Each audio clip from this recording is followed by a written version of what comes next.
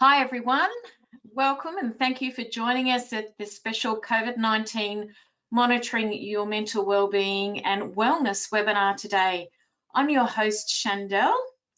Before we begin, I just want to go through some housekeeping with you. You will be put on mute during the presentation to reduce any background noise and disruptions. Should you wish to ask a question, please type the question in the chat box.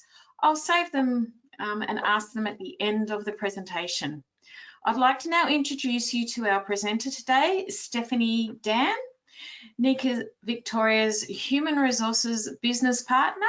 Steph is an experienced HR professional with 11 years experience working in business and employee partnerships. Today, Steph will discuss how to monitor your own mental well-being and how to deal with change. She will talk about ways to identify mental distress in employees, friends and family, and how to support and communicate with them during this time. She will also explain the importance of self-care and the best ways to take care of yourself. So thanks, Steph, and welcome everyone. Thank you, Chandel. So hi everyone, thank you for joining me for monitoring your mental wellbeing and wellness. I'm Steph and I'm going to be your presenter today. So I've got quite a bit to cover, as you can see by this agenda, but first of all I'm going to go through a little bit of an introduction about myself. Then I'm going to move on to how to monitor and support your own mental wellbeing, how to deal with change, how to identify mental distress in your employees, your friends and your family, how to communicate with family during this time, how to communicate to family about your needs, and the importance of self-care and the best ways to take care of yourself. At the end, we'll have some time for questions and answers, so please don't hold back. Do definitely put your questions in that chat box if you have any for me.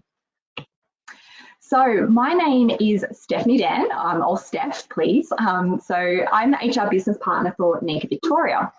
I've got 11 years of HR experience working across a number of sectors. So I've worked in local government, higher education and TAFE. I started with NECA Victoria just over a year ago as the workplace relations advisor. So I probably have spoken to a few of you before, but as of February this year, I moved into an internal role supporting the HR function and actually creating the function from the ground up.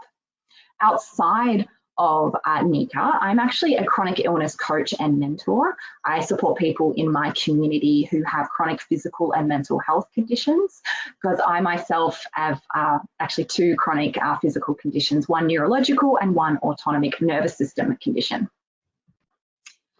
I'm going to start off just talking a little bit about the impact of COVID-19.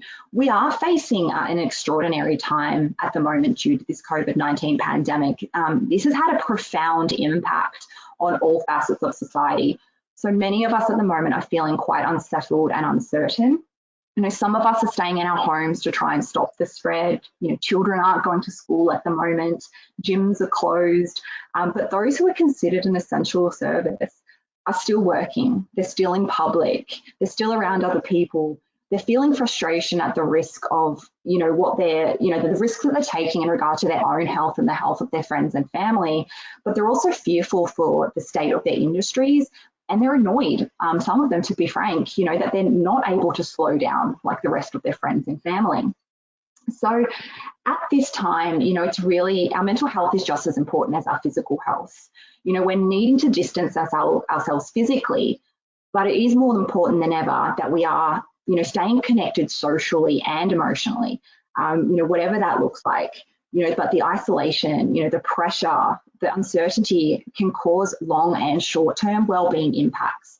So today I'm really hoping that you'll take away some tips on how to navigate this time and how to monitor and support your own well-being and also the well-being of those around you. So I'm going to start really around how to monitor and support your own, mental well-being. So this pandemic has impacted us in a lot of ways. A lot of us are feeling afraid, worried, anxious, and overwhelmed. There's constant changes happening around us. Can we go out? Can we not go out? Can we have people over? Can we not have people over? What's essential? What's not? So I want to take a moment right now and really for you to really consider how you have been feeling and how you are feeling today. So have you been more irritable than normal? Have you been feeling like your worry has been out of control? Have you been carrying any extra tension in your body, or are you strangely restless and irritable, like quite irritable? Have your sleeping patterns changed? Are you struggling to get to sleep? Or if you're able to get to sleep, are you struggling to stay asleep? Or have you been reaching for that beer or glass of wine a little more often than usual? So these are all signs that our mental health isn't doing its best right now. Now, this isn't to say that we've got a mental illness as such. It's just to say that some extra attention does need to be placed on ourselves. So I want to give you a couple of ways during this pandemic that you can actually help keep those sorts of symptoms at ease. Managing your exposure to media coverage. Focusing on where you're getting the information. Focus on reputable sources. Try and stick away from the sensationalizing places, Facebook, etc. Show compassion and kindness to one another. Fear and isolation, physical and social. It's when we really need to strengthen our community the most. So, reminding ourselves that we can actually deal with this in solidarity as opposed to apart, and remembering that COVID-19 doesn't discriminate. It can affect anyone, any gender, age, nationality, or ethnicity. Actively manage your well-being by maintaining routines. This is around connecting with friends and family, eating nutritious foods and seeking any additional support that you might require.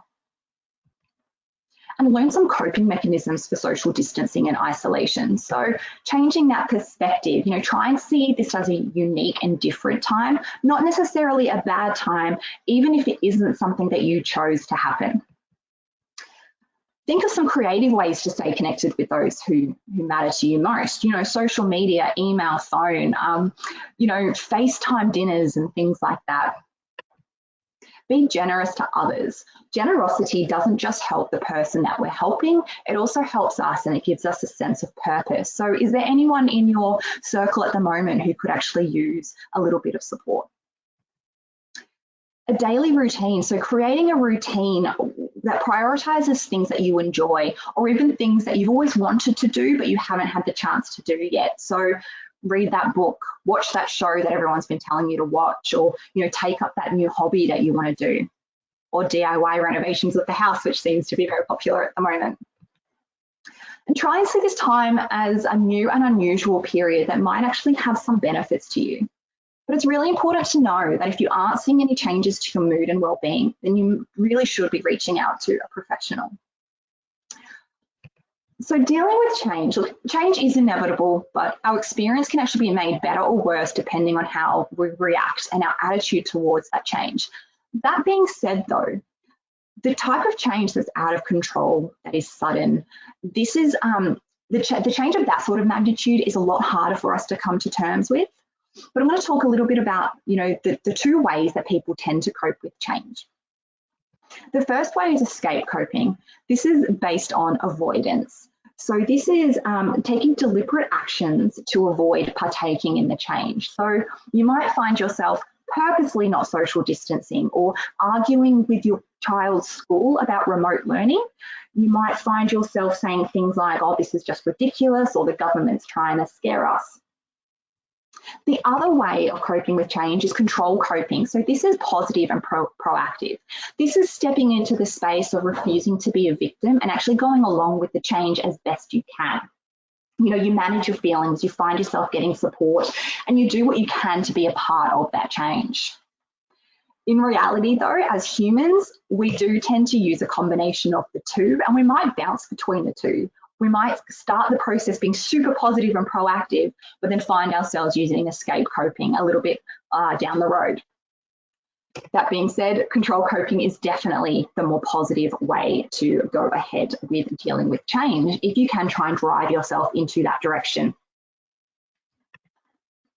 We're talking a little bit about the stages of reacting to change. I'm not going to spend too much time here, but I think it's really important that we understand that as humans, we do have a particular stage process that we work through change. It is really important to acknowledge that change can be incredibly difficult. It can challenge the way we think, how we work very clearly, the quality of our relationships, and even our physical security, but also our sense of self. We usually react in 4 stages. The first is shock and disorientation. So this is when the shock comes, the change comes out of nowhere, and it almost feels like a punch to the gut. We start feeling confused and uncertain, and we will emotionally react in a way that is normal for us when we deal with confusion and uncertainty. So whatever is the normal way that you deal with those 2 stages, that is how you would usually be emotionally feeling during the first stage of change. Stage 2 is anger and emotion and other emotional responses. So this is where you might find yourself cycling between pessimism and optimism. You'll have a wave of strong emotions, but trying to avoid suppressing those emotions is the best thing to do. Try and manage them. Your expression of your emotions may actually help others to open up and express their experience of the change as well. Stage 3 is coming to terms with the new normal. The new normal being obviously temporary in this particular case, but this is an important stage nonetheless. Our focus, really starts to shift more away from what we've lost and kind of where the changes occurred, and more towards what's new. What opportunities are coming for us. We search for and we emphasize the positive aspects of this situation. So the DIY around the house, the time with family, things like that. And stage 4, acceptance and moving forward. This is the stage where you really come to accept the circumstance. It's really important to know that acceptance does not mean giving up entirely on the former situation, and it doesn't mean conceding to the current situation. It just means accepting. It doesn't mean that you're a doormat to change and that you're just going to let it, roll over you whenever it happens. But you might even notice that you start appreciating the little things. People are a lot more likely to progress through these stages successfully if they acknowledge their feelings, they actually seek support on those feelings, they stay positive, they explore facts, but more importantly, they actually give themselves the space and pause to actually adapt to the different stages. So encourage your friends, encourage your family and your employees to express their feelings about the current circumstances. Even if you don't have the answers, just allow them to open up to you. But it's really important to know that going through these stages isn't linear. Not everyone goes through them at the same pace, and we can regress from acceptance back to almost shock and disorientation. So this, I'm really hoping is going to be quite of use to some of you. It's really around how to identify mental distress in your employees, but also your friends and family. So if a friend or family doesn't seem like themselves, it's really, sometimes it's difficult to kind of spot the difference between like a bad mood and something a little bit more serious. Sometimes it's not just a single change, but it can be a combination of things. So I'm providing 9 signs here, and they're not here to help you diagnose a mental health condition, but really to reassure you that there might be an opportunity for you to seek some more information or perhaps open up a dialogue with that person around how they're feeling. So appearing anxious or worried. So we all get worried and we all get stressed. But feeling overwhelmed to the point of anxiety is actually quite serious. Anxiety has a number of physical symptoms that can be quite debilitating. So these include heart palpitations, a racing mind, shortness of breath, digestive upset. So the person might be appearing quite jittery. They might be kind of asking a lot of questions like, what do you think is going to happen? Are we going to be affected? What's the likelihood of me getting the virus? Are they appearing depressed or unhappy? So is your colleague, friend or family, have they stopped enjoying something that they used to enjoy? Are they dropping the ball at work a little bit? Are they lacking motivation or energy? Or are they seeming extra irritable or sad? Emotional outbursts, look, mood swings, completely normal, but sudden and dramatic changes in mood, such as being quick to anger, can actually be a sign that something's wrong. So do keep an eye on the people close to you about that. Appearing unrested or forgoing at personal hygiene. So Normally we need about 7 to 9 hours of sleep, but some, persistent changes to a person's sleep pattern can actually indicate that something might be wrong. So insomnia, for example, can be a sign of anxiety or substance abuse. And then depression can actually cause someone to actually sleep too much. If someone in your immediate circle is forgoing their personal hygiene, that can actually be a sign that something's wrong as well, because their care factor's gone. Weight or appetite changes, things like anxiety cause us to eat a lot less because we're just too physically unwell. Depression can cause some people to eat a lot more. So keeping an eye on your guys, have they stopped going for the smoko pie, or have their lunch habits changed? Just keep an eye on those sorts of things. Are they a little bit more quiet or withdrawn? So look, we all need alone time on occasion, but withdrawing from social interactions often, whether that's at work or at home, can actually be a sign that there's some mental distress. So are they harder to get on the phone? Are they harder to FaceTime with? So if they're regularly isolating themselves more often, they might actually be having quite a difficult time. Substance abuse. So are you worried that someone you know is drinking a little bit too much? Are they using substances like alcohol or drugs? Using alcohol and drugs can actually be a way to cope with, but it can also be a contributor to mental health. So this might be an area that you notice some changes in your employees, with their friends and family actually not needing to go to the workplace so often. Social drinking might be occurring more often, as well as some more late nights. So this sort of behaviour can quickly escalate and actually become a coping mechanism. So keep an eye on those sorts of things. Feeling guilty or worthless. Thoughts like I'm a failure, or it's my fault, or I'm worthless are all possible signs of mental health issues, especially like depression. So they may need some help. It's important to know, though, that the question of people feeling this way, like guilty or worthless, can actually escalate and get severe very quickly. So if you need to, do call 000 if you feel like that person is going to hurt themselves. And then just regular changes in behaviour. So this is another area where you might notice quite a bit of change in your employees. Their performance might be slipping, or they might be a little bit more argumentative with you. They might take more bathroom breaks, or they might even be on their phone more often. So that's something to kind of keep an eye on. But how to actually talk to people about this? So how do you ask someone that you're okay? A conversation has two components. The first component is you, and the second component is the person you're conversing with. So you need to be ready for both parties. So are you ready to have the discussion? Are you free-minded right now, or do you have things kind of in the back of your mind that are niggling away, or are you yourself feeling some anxiety?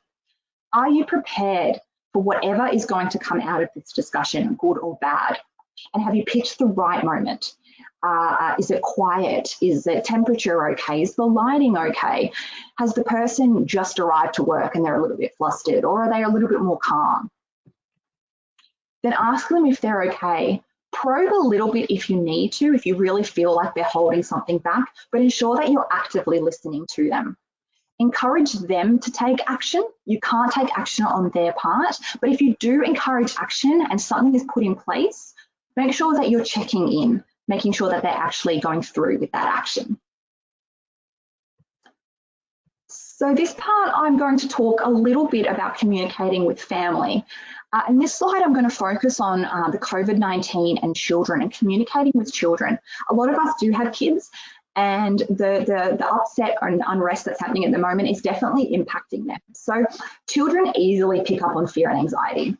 They may not understand just now kind of what's happening, but their emotional intuition is developing. So they may start to be a bit withdrawn or acting out. So don't be afraid to discuss the coronavirus with them, but be developmentally appropriate.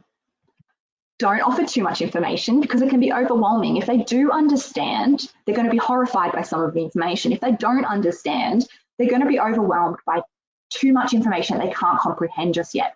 So try and answer their questions. Answer them honestly and truthfully and clearly. Try not to waffle on too much. But it's okay to not have the answers. Just be available to your child. Take cues from them. So invite them to tell you anything they've heard at school or, through social media or text or, whatever. See how they feel about it. Allow them to ask questions at any point of the day. But don't encourage any frightening fantasies. Keep everything honest and truthful. Also, I want to touch a little bit on communicating to your family about your needs. So your needs are just as important as your family, friends, and employees' needs. What do you need to feel supported? Do you work all day on a site surrounded by people and then go home to a spouse or children or housemates who kind of jump on you immediately because they themselves have been isolated at home all day? So can you help with the housework? Can you do the dishes? Can you start dinner? Can you put the kids to bed? Or how was work? Or do you want to play this? Or do you want to play that? Or do you want to go for a walk? It can become quite overwhelming. So it's easy for us to go from being a successful person in the workplace to feeling overwhelmed with the demands of being a parent or a partner, a spouse, brother, sister, son, whatever. But it's completely normal to feel overwhelmed and frustrated or even pressured at the moment. Those feelings can actually build up and we can actually have outbursts. So let's try and hold back on that being built up and open up some sort of communication pathway to communicate with people in your life about how you are feeling. So opening up a communication pathway can actually be a really good thing because you're almost inviting other people to share their vulnerability with you by you yourself being open and vulnerable. So how can you communicate effectively to really get your point across around, I've been at work all day, just give me a break? So identify a goal from the discussion that you actually want to get out of. So this is going to help the conversation move forward, as opposed to us going around in circles. We've all had those semi-serious conversations with, our spouse, and we tend to go around in circles, just bouncing what I need, what they need, what I need, what they need, and really kind of not getting anywhere. So identify a goal. Arrange a time for everyone to be together. Try not to have an in-depth discussion as soon as someone's walked through the door or something like that. Try something like, I want to share some thoughts about the lockdown period. Can we sit down together at about 8 o'clock? Say what you feel and why it's important to you. Getting your feelings and your needs across is the most important thing.